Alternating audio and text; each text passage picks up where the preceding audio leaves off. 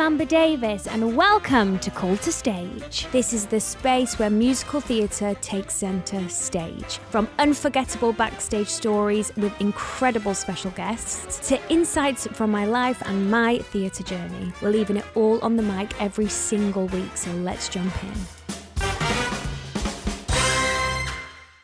Hi guys, welcome back to Call to Stage with me, Amber Davies. Now today is a very exciting episode because it's our 100th episode. We thought we would do a very chilled episode today, so I've invited back my incredibly talented fiancé-to-be, husband-to-be, baby daddy-to-be, Ben Joyce. Damn. Hi. Back again. You've actually done quite a lot since we last filmed. Yep.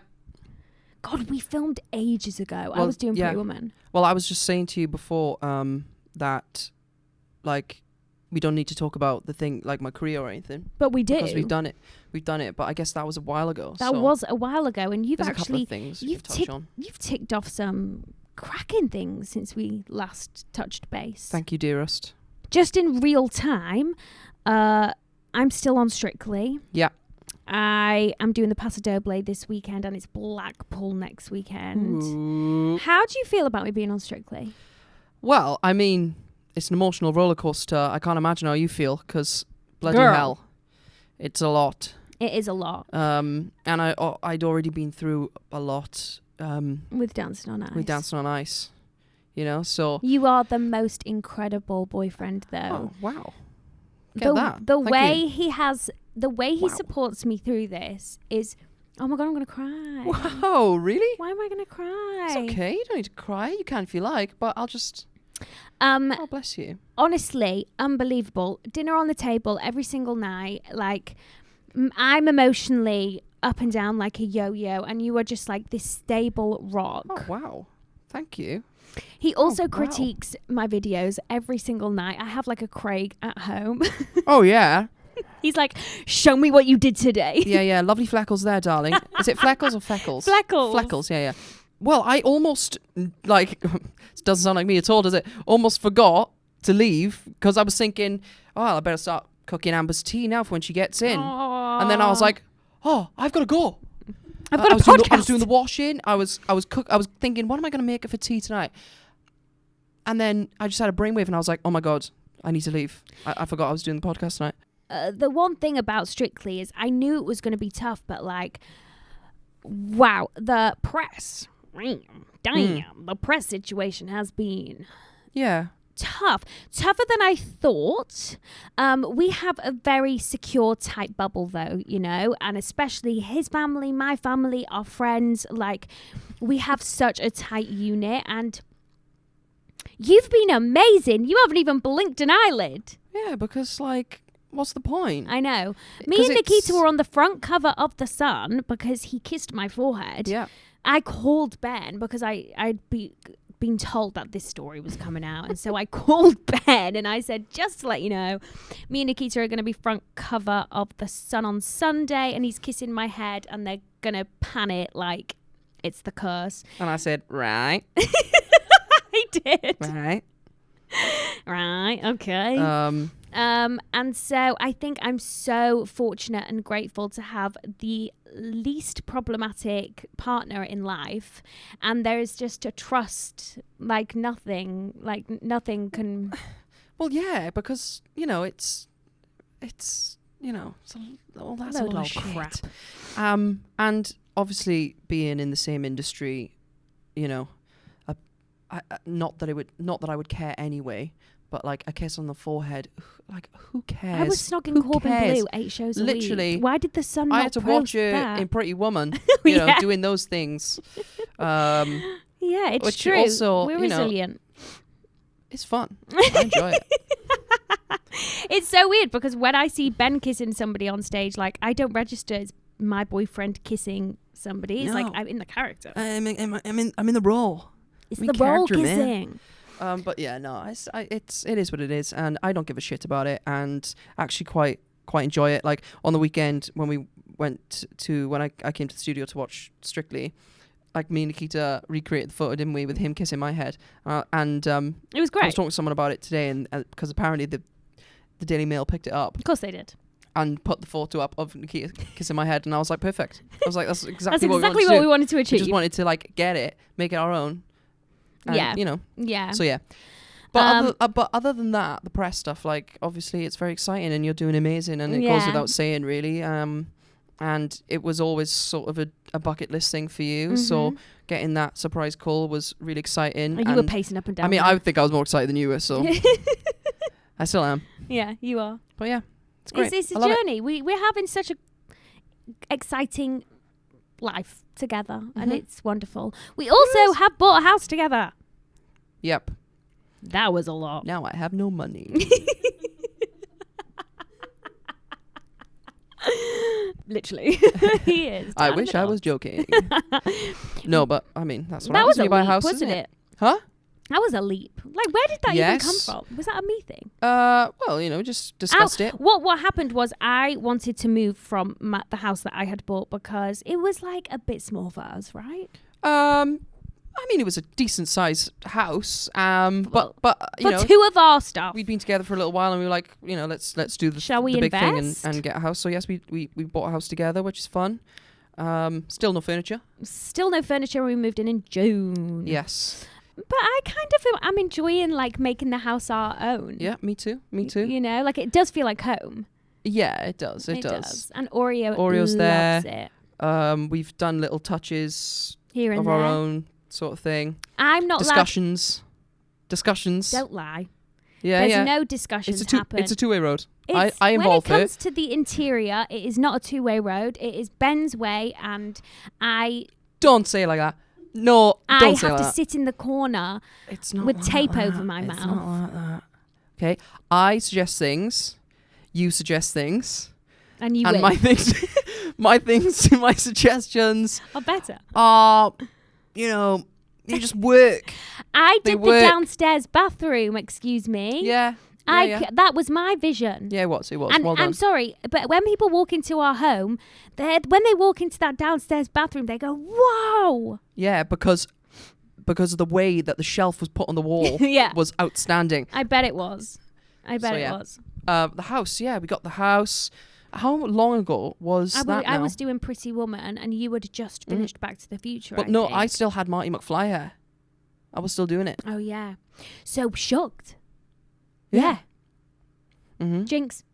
So you came out of Back to the Future. You booked that quite quickly because I was in for Gatsby whilst you were in for Shucked, but I started before you. Yes, correct.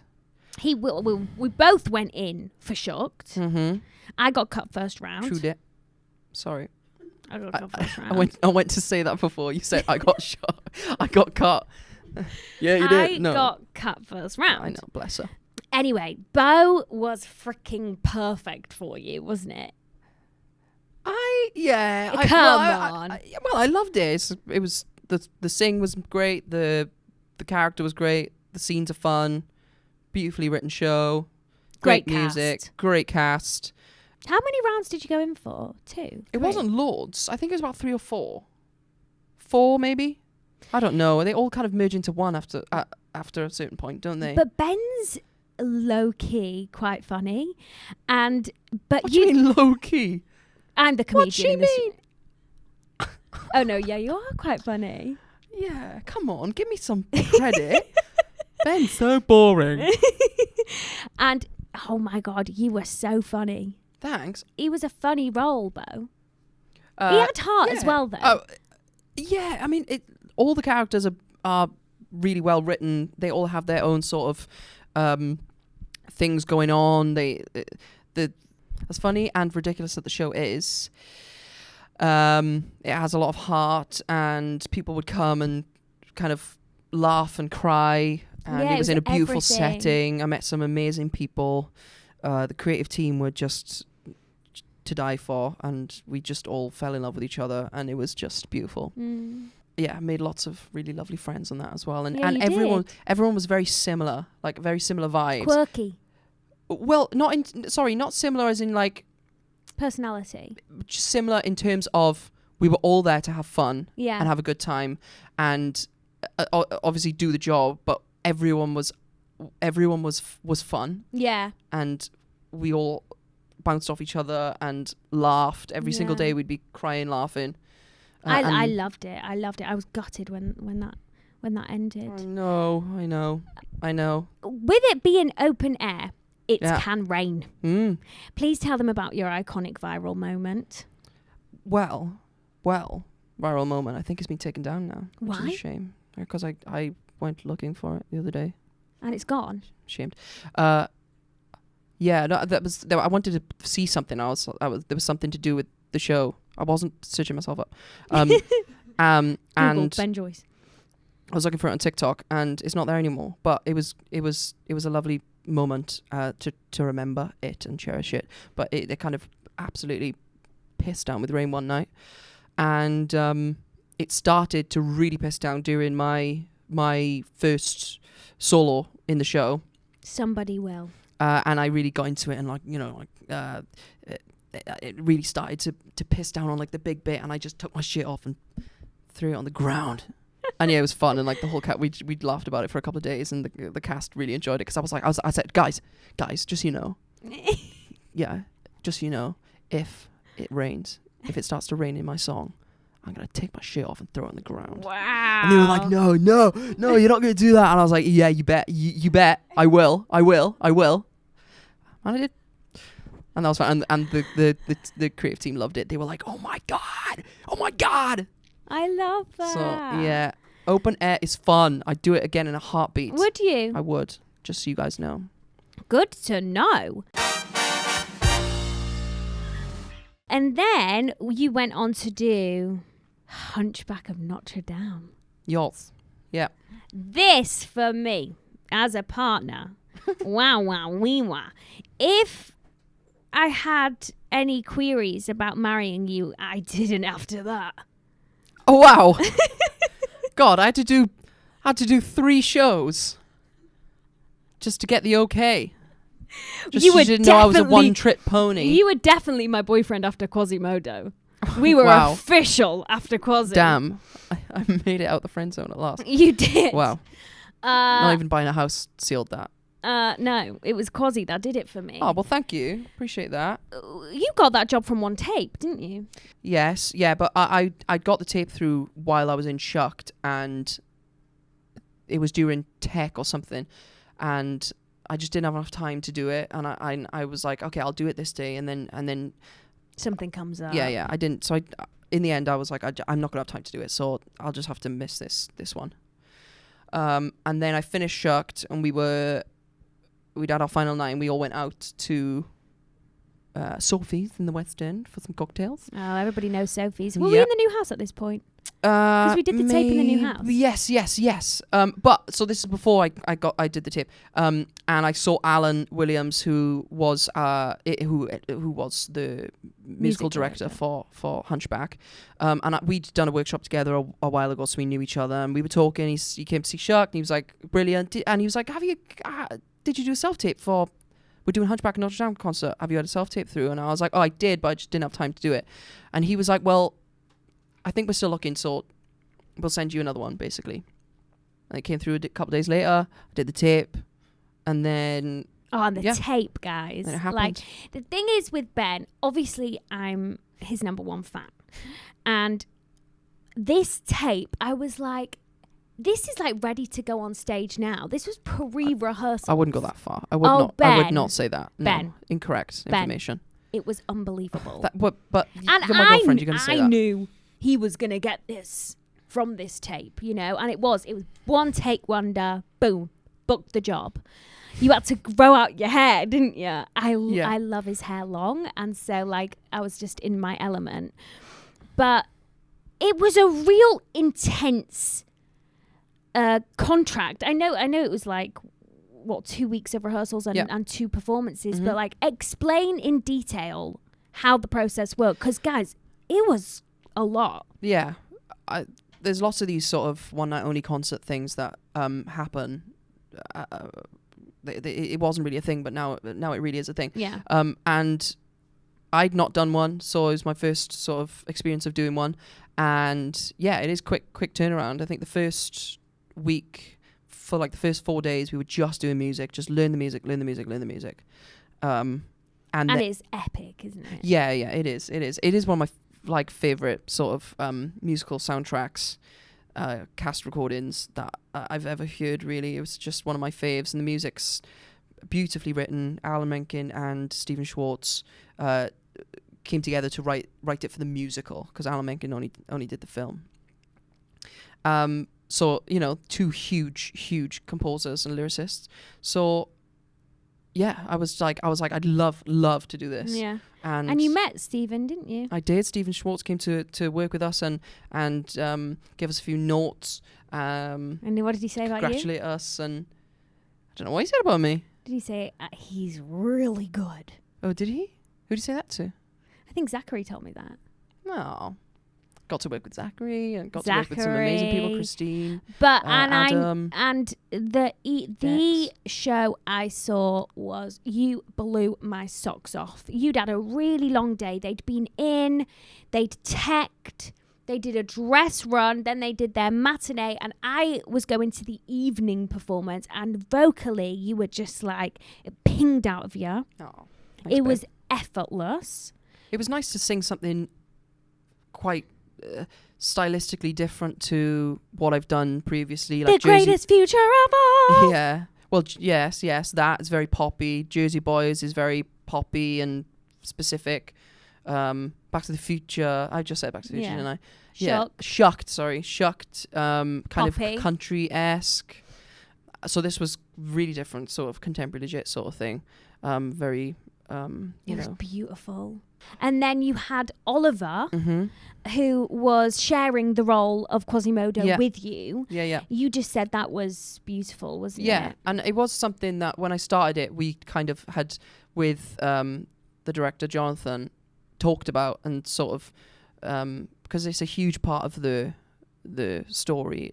This character is deaf, is disabled, and we had to have that representation in the show somehow. Yeah. It had to be an integral part of the storytelling, and you'd had that conversation on the phone, hadn't you, before rehearsals? Yes, and so with these sort of discussions of how the production is going to run, and they kind of they had the idea of having Oliver involved. I thought it was a really beautiful idea, and then when we met and started working together and creating the show together as two both playing Quasimodo, it was so beautiful, and so beautiful to work with him and see how he works, having that representation for the story. I thought we did it really well. It was so beautiful. I loved working with him, and he's such a gorgeous young man, and it was his professional debut. He's a kid, and he absolutely smashed it, and I just loved him. It was so unbelievably beautifully done, and also you had that beautiful orchestra behind you. How many pieces was it? I can't quite remember, but it was massive. It was huge. It was huge. And honestly, like when they started playing, it was just like a wall of sound hitting you, and then you just had cast member after cast member coming out and just like blowing you away. It was honestly, like, people were saying it was the best thing they'd ever seen. I think for me anyway, I don't know, because obviously I wasn't in the audience, but being a part of it and watching the Sitz Probe, like the star of the show for me was that orchestra and that music. That's what people come for. And the way the music is integrated within the story, like that's what makes the show. It's just such a huge wall of sound that kind of hits you.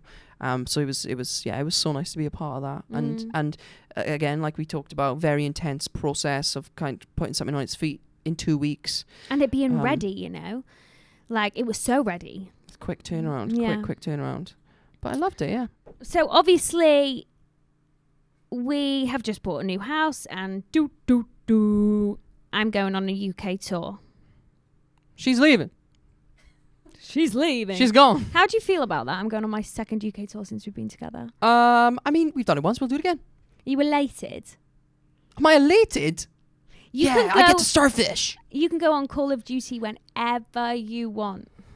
I can go on Call of Duty whenever I want. Yeah, true. I send him off on Call of Duty. I go, isn't it time for you to go on Call of Duty? And I say, come on, boys. It's go time. He says, correct. So, yes, you're going off on tour. Fantastic. Brilliant show. Brilliant role. Yeah. Like, how do I become the interviewer here?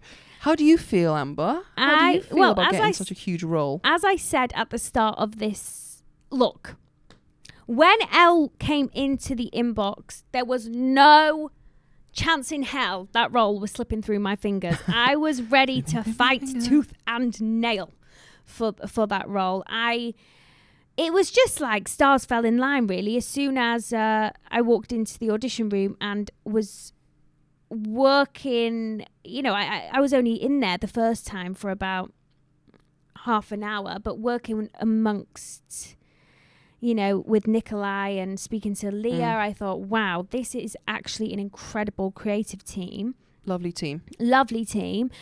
And I thought, I just had like a gut feeling. I thought that went so well, and it didn't feel like a normal audition. It felt like I was contributing to the role of Elle as well.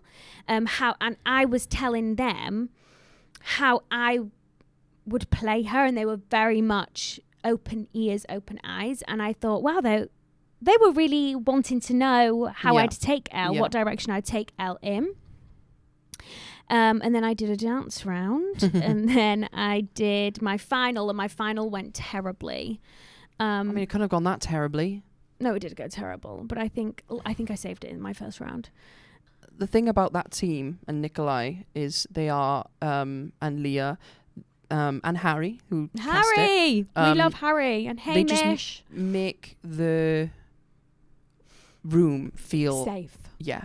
I've auditioned for Nikolai before, and then I got to do a workshop with him afterwards as well. And I said, I just want to say to you, that was the worst. Sorry, not the worst. That was the best audition I've ever been in terms of like, I felt so at ease in there. And so thank you to you and the rest of the team for that, because they so, I just think you're allowed to do your best work then, aren't you? Yeah, you can walk into an audition room and think, I'm being judged so hard here. But it was warm, it was welcoming.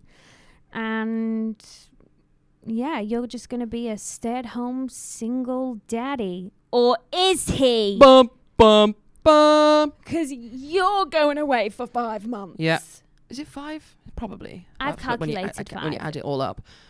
Yes. What are you doing next? I'm off to Bristol.